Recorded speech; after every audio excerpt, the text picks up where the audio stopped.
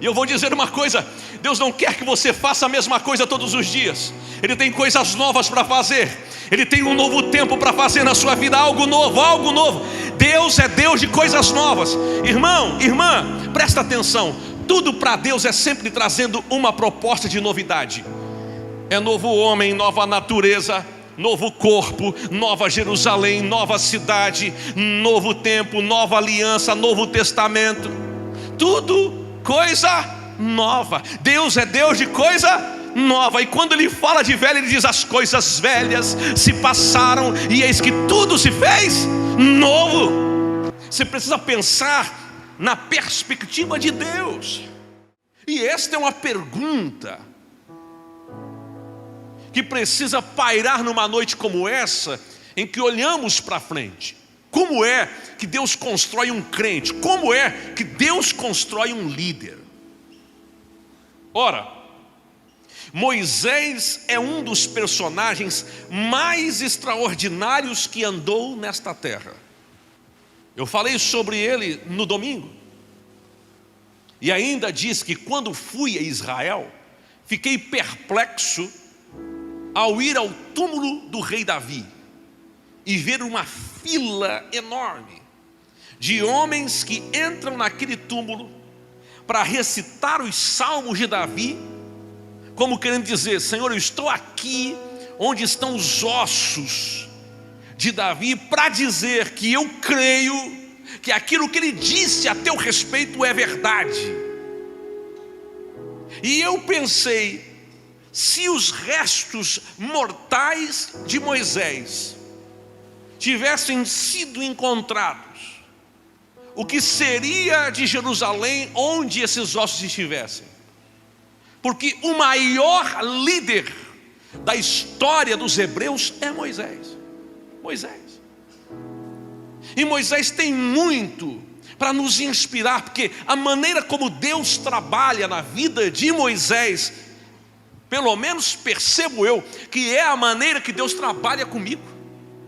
E ao conversar com pessoas que servem a Deus, eu descubro que também é a maneira como Deus trabalha com cada um. E eu quero justamente chamar a sua atenção, só não colocar aqui o negócio. Como Deus constrói um líder? Veja bem, Moisés nasceu escravo, tornou-se neto de Faraó, fugiu do Egito, depois de ter matado um egípcio para defender um judeu, tornou-se pastor do rebanho de seu sogro Jetro, e finalmente, quando não tinha mais perspectiva nenhuma, Deus o chama para liderar todo o seu povo para saírem do Egito. É definitivamente uma história inspiradora, uma história extraordinária, que contém, preste atenção, erros, acertos, frustrações e, por fim, superação. Se alguém me perguntar: pastor, me falem de um homem que viveu superação. Moisés. Moisés faz certo, faz errado, se frustra, acerta de novo e de repente ele supera. O problema não é você errar, é você parar quando erra, é você desistir quando erra, é você retroceder quando falha. Escute o que eu vou dizer: errar é humano, desistir é fracasso total. Deus não quer que você desista, Deus quer que você avance. Depois, quando não há perspectiva, Deus aparece para ele. Que coisa incrível. E eu quero pontuar aqui algumas fases que encontro na vida de Moisés. A primeira fase é: Deus precisa libertar Moisés da mentalidade de escravo. Deus precisa libertar Moisés da mentalidade de escravo. Isso aqui é muito forte, gente, porque o contexto hebreu era do quê? de escravos. O povo hebreu chega no Egito aclamado. Os anos vão passando, o povo hebreu vai multiplicando e de repente o povo hebreu já não tem mais honra na terra. Eles têm obrigações e depois de obrigações eles têm escravidão. E com a escravidão eles têm sofrimento.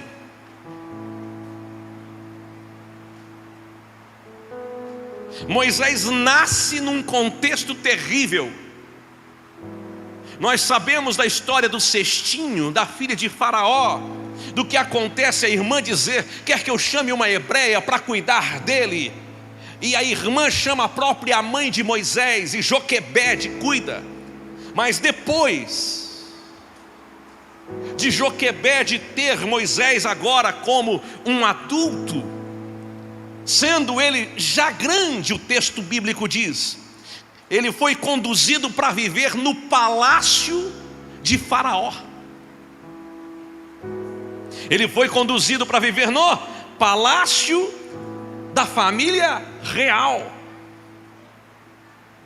Duas realidades, dois polos se encontram. Porque até então a experiência de Moisés era com os escravos. Agora Moisés não está no meio dos escravos, ele está no palácio. Duas realidades se chocam. A grande pergunta é: por que Deus fez assim? Por que Moisés já não foi criado logo no palácio? Era a filha de Faraó que o havia tirado das águas. Porque Deus queria que ele soubesse o que é ter uma mentalidade de escravos. Deus queria que ele entendesse o que é ser um escravo, o que é sofrer na vida. Ninguém gosta de sofrer, mas sofrimento faz parte da trajetória humana.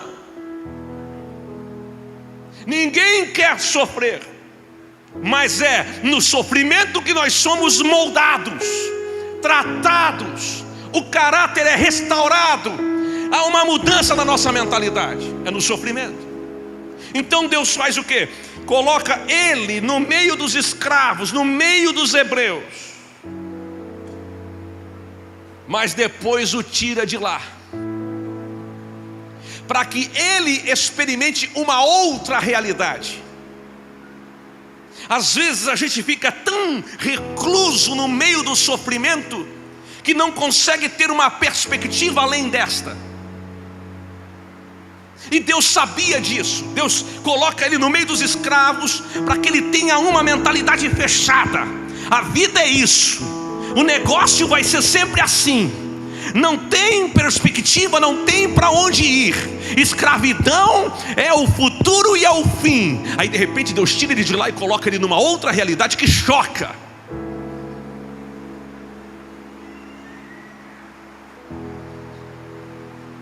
Que coisa incrível, gente. Por que Deus tira Moisés do meio dos hebreus então? Se Deus não permitiu que desde menino ele estivesse lá com a filha de Faraó, no palácio real, por que Deus coloca ele lá, depois tira ele de lá e coloca no palácio? Vou dizer para você por quê. Porque escravo não pode libertar escravos.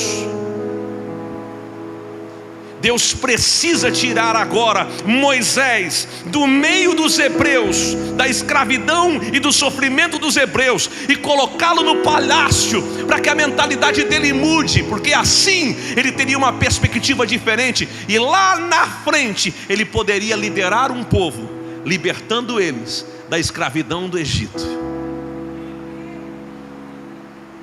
Olha só, tem gente que entrou na igreja tendencioso a sofrer, pensando que não tinha mais jeito. Aí ouviu uma palavra de fé, uma palavra de esperança, e chocou. Mas como é que isso pode ser realidade? Como é que isso pode acontecer? Como é que isso pode? Que milagre, que negócio é esse de Deus fazer, de Deus abrir, de coisas grandes, de coisas extraordinárias? Como é possível isso? Choca. a sua realidade com a realidade do céu. Mas eu vou dizer uma coisa: choca e faz bem. Na hora que você permite que a sua mentalidade seja renovada, Deus começa a abrir os horizontes da sua vida e começa a revelar que a vontade dEle, ela não é apenas boa, mas também é agradável. Não é apenas agradável, mas também é perfeita.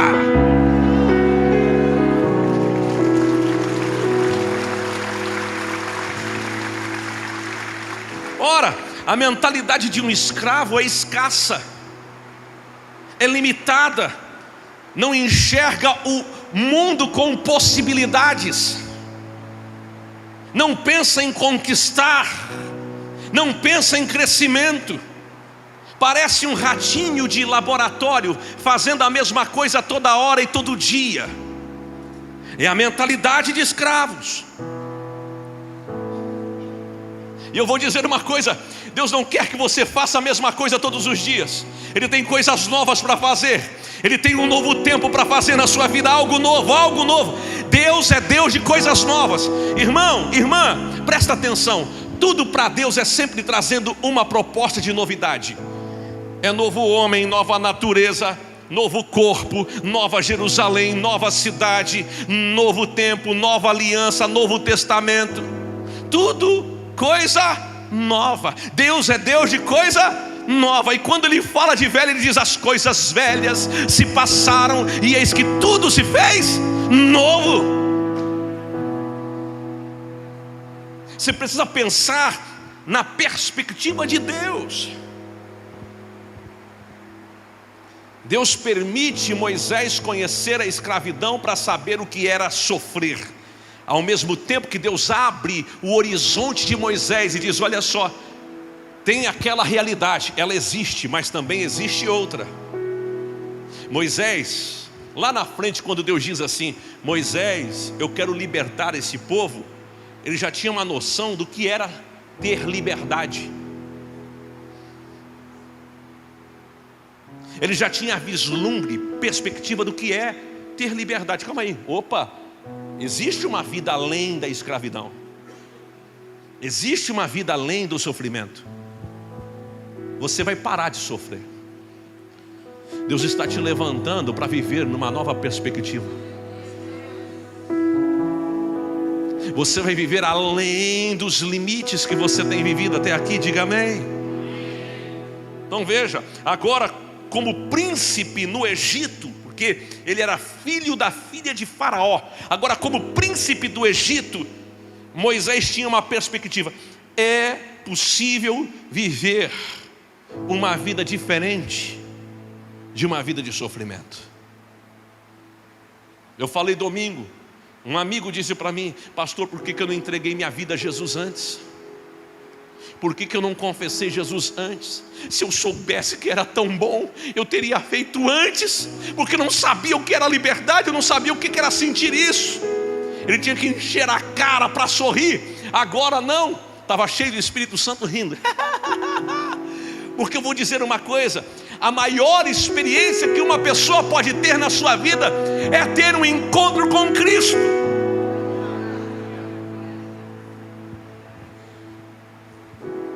Eu penso comigo que o meu ministério não está condicionado ao que eu estou vivendo hoje. Hoje é só um detalhe, hoje é só uma parte da história, hoje é só um tropeço talvez. Mas eu vou dizer uma coisa para você: eu não vivo de hoje, eu vivo sempre com uma perspectiva. Existem coisas maiores que Deus está trazendo, existem lugares maiores, existem níveis mais altos. E eu vou dizer uma coisa para você que entrou aqui hoje: existem coisas maiores de Deus para acontecerem na sua vida. Você será surpreendido por Ele.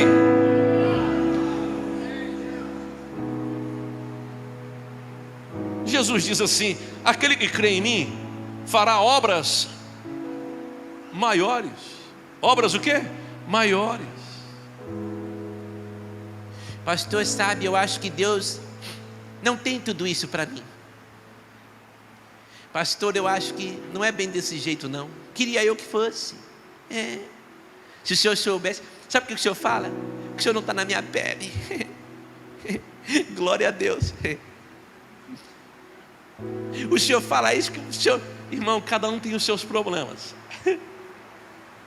Tem gente que o problema é a sogra. Glória a Deus pela sogra.